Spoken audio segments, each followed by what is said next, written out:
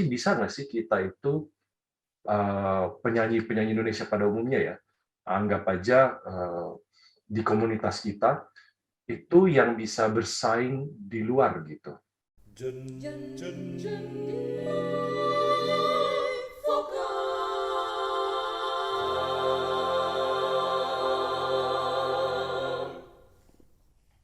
Tapi oke, ini mungkin salah satu pertanyaan juga yang sering muncul nih. Sekarang itu kan di situasi atau di bawah institusi pendidikan. Ya. Ya, sekarang gimana nih situasi di luar institusi pendidikan? Misalkan audisi konser atau nge-gig di luar gitu, ngejob di luar, itu gimana di Inggris itu pada umumnya atau di London saat itu pada umumnya itu gimana sih?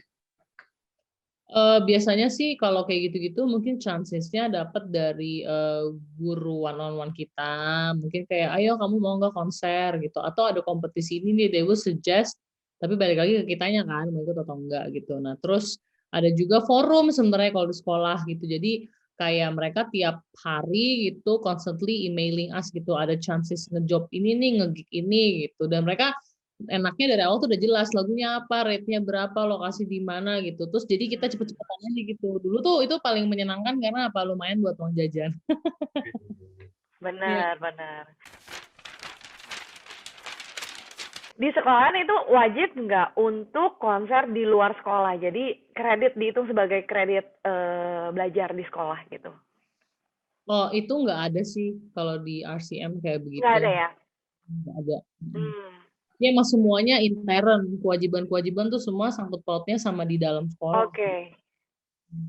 I see. Nah, kenapa? Kalau di Belanda ada ya kayak gitu ya?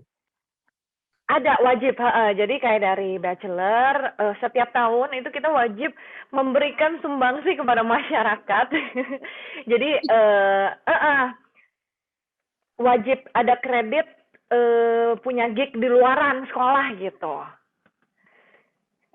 Konsernya jadi kita harus cari networking sendiri. Kadang memang sekolah juga punya forum yang nawarin ada butuh ini nih, kalian bisa nggak? Tapi kan itu kan kadang cuma 1-2 spot ya, nggak setiap saat ada gitu. Tapi di gereja sekitaran atau gedung-gedung konser biasanya ngebuka ada beberapa slot buat student kalau mau bikin lunch konser sendiri, organize konser sendiri masih bisa buat for free.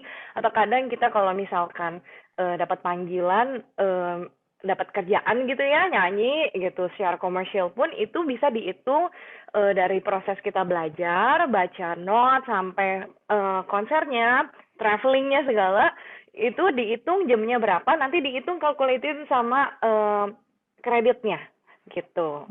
Berapa jam yang sudah kamu spending untuk satu gig, misalkan aku spending biasanya 30 jam gitu untuk satu area atau 2 area besar gitu ya untuk total 10 menit.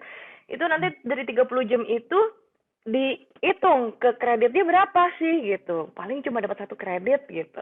Berarti kalau cuma 1 kredit berarti berapa gig yang harus kita ambil lagi di luar gitu. Jadi kita kayak di-push buat ngambil gig di luar supaya kita ada networking. Begitu kita lulus, kita ada punya networking gitu. Itu really good thing. Kalau di UK sih sebenarnya juga begitu ya. Maksudnya banyak, aku juga kadang-kadang juga ada kayak lunchtime concert atau evening concert gitu. Tapi memang itu inisiatif sendiri. Jadi not part of the suggested program gitu. Jadi emang kayak yang mungkin punya kenalan atau mereka juga mau testing buat kayak mau persiapan kompetisi juga sekalian aja aku konserin dulu gitu kan, something like that gitu. Ada sih memang kayak gitu, not Yeah. part of the program. Ya, Sashi kan tadi sempat cerita ya pengalaman pahit gitu. Apakah itu sudah termasuk, kan kita sempat WhatsAppan tuh. Waduh, recalling my memory dulu nih dari yang paling manis sama paling pahit. Boleh di-spill nggak apa yang paling manis dan apa yang paling pahit pada saat studi di UK? Oke. Yang paling manis apa ya sebenarnya kalau buat aku standar-standar aja. Tapi Maksudnya yang paling manis mungkin ketika kayak aku bisa eh finishing my final satu sih, karena waktu itu jujur stres banget gitu kayak ya banyak lah yang dipikirin gitu, tapi anyhow kayak I made it gitu. Terus kayak itu that was the moment yang kayak ya oke, I did my responsibility gitu loh. Udah dikasih kepercayaan gitu untuk sekolah, terus udah dijalani dengan baik gitu dan udah nyiapin program dengan baik gitu. So it was apa ya yang relieving banget yang itu sih termasuk gitu. Tapi kalau yang paling pahit ya itu sih yang aku bilang tadi, yang kayak jadi ada guru yang lagi kita explore komen explore di kelas belajar, terus dia komennya nggak enak gitu, kayak setiap gerak-gerikku tuh selalu dikritik gitu. Padahal aku lihat juga teman lain yang Hmm, dalam kondisi yang kayak tidak terlalu siap, tapi didiemin aja gitu loh. Jadi dia memberikan gesture yang benar. ya, yang berikut tuh jadi dia getting better gitu. Kayak I don't have to say much gitu. Tapi sama aku tuh kayak di gitu loh, kayak dicecer terus gitu. Jadi aku yang kayak di situ sangat berasa gitu loh, kayak kita sangat dianggap sangat tidak tahu apa-apa gitu. Jadi yang kayak gitu-gitu yang menurutku kayak wah kalau orang yang nggak kuat mental gitu, yang nggak ada sikap bodoh amat ke sama sekali, kayaknya bakal stres banget sih kalau dihadapin sama yang kayak gini-gini. Itu sih pasti yang kayak gitu-gitu. Jadi Sashi udah menjalani perjuangan yang menurut gua sih keren banget sih. Panjang, sudah berkarir di Indonesia, terus memutuskan untuk berangkat sekolah dan melihat situasi di sana. Dan yang menurut gua harusnya bisa bersaing tuh kita, ya kan? Karena kenyataannya kan tadi Sasi bilang sebenarnya mereka ya gitu-gitu aja, kita bisa juga gitu. Nah, tapi sekarang gimana setelah akhirnya Sasi memutuskan untuk kembali ke Indonesia? Pertanyaan pertama gua, memang sudah memutuskan sejak awal bahwa gua akan balik ke Indonesia setelah selesai sekolah atau kenapa gitu? Dan mungkin pertanyaan lanjutannya, menurut Sasi bisa nggak sih kita itu penyanyi-penyanyi Indonesia pada umumnya ya, anggap aja di komunitas kita itu yang bisa bersaing di luar gitu untuk ya dalam kasus ini mungkin di Inggris atau di London komunitas yang familiar dengan Sashi itu bisa nggak sih kita bersaing gitu. Jadi maksudnya biar teman-teman yang pengen ke sana tuh kebayang gitu. Kira-kira gimana sih gue bisa nggak sih gitu. Sebenarnya sih yang aku bisa bilang adalah gini, kita tuh dari segi culture background kita udah lebih di belakang, maksudnya karena kan kayak musik klasik itu bukan bagian dari budaya kita gitu. Jadi harus cinta banget dulu sih, maksudnya harus dedikasi banget dulu sih. Karena kalau cuma sekadar musik klasik itu bukan tipikal musik yang bisa sekadar doang soalnya gitu. Jadi kayak harus ya itu mengupas notasinya, ritmenya, bahasanya, semuanya itu elemennya banyak gitu. Jadi kalau misalnya orang suka bilang, ah nyanyi serius kan gitu-gitu aja. Dulu tidak. Untuk Jadi tidak. aku sebenarnya Tidak lebih seperti itu.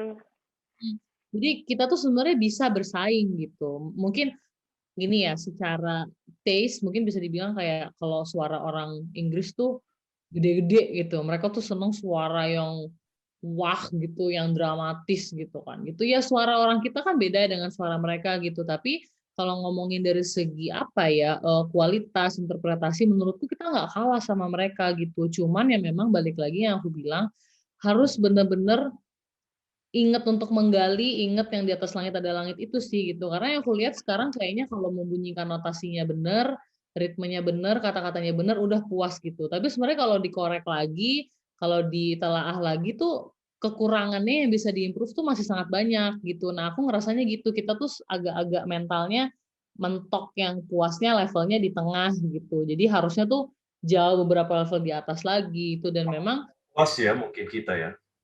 kenapa? Terlalu cepat puas. Iya itu sih gitu yang menurut aku kayak sedikit-sedikit udah dibilang udah oke gitu. Kadang-kadang aku juga menemukan kasus yang kayak pas dengerin kayak wah ini tuh masih banyak banget lah yang bisa dikerjain gitu. Ini tuh masih banyak banget yang bisa dieksplor. Aku yakin suaranya dia tuh nggak mentok sampai sini doang gitu. Tapi again kan makanya kayak we need to find the right environment, the right teacher, gitu, the right support untuk kita berkembang. Intinya itu sih, mau dimanapun. Maksudnya, kalaupun misalnya, let's say, frankly speaking, kayak kita ditempatkan di one of the best uni in the world itu misalnya. Tapi kalau mentality kita juga kita tidak ambisius, ya nggak jadi apa-apa juga sih. Aku percayanya kayak gitu. Jadi pertamanya kitanya harus ambisius dulu. Jadi mau di tempatnya di mana aja, pasti akan ada improvement gitu. Tapi kalau misalnya udah lingkungannya B aja, terus juga kitanya juga B aja, ya hasilnya B aja gitu. Intinya Itu gitu. gue jadi keingat itu zaman sekolah dan sampai sekarang gue masih kayak gitu. Setiap kali pergi nonton konser dan terutama biasanya resital itu penyanyi-penyanyi yang new stars lah gitu. Itu jadi berasa pengen pulang terus langsung latihan. Benar, benar, benar. Wah, kok dia bisa? Semangat ya. Ya, betul. Iya. Kayaknya ya kebiasaan kita rasa penasaran kayaknya penting untuk membangun kita juga ke depannya, mentalitas untuk bertahan kayaknya ya Sasha. Ada dua sih biasanya responnya Kodot.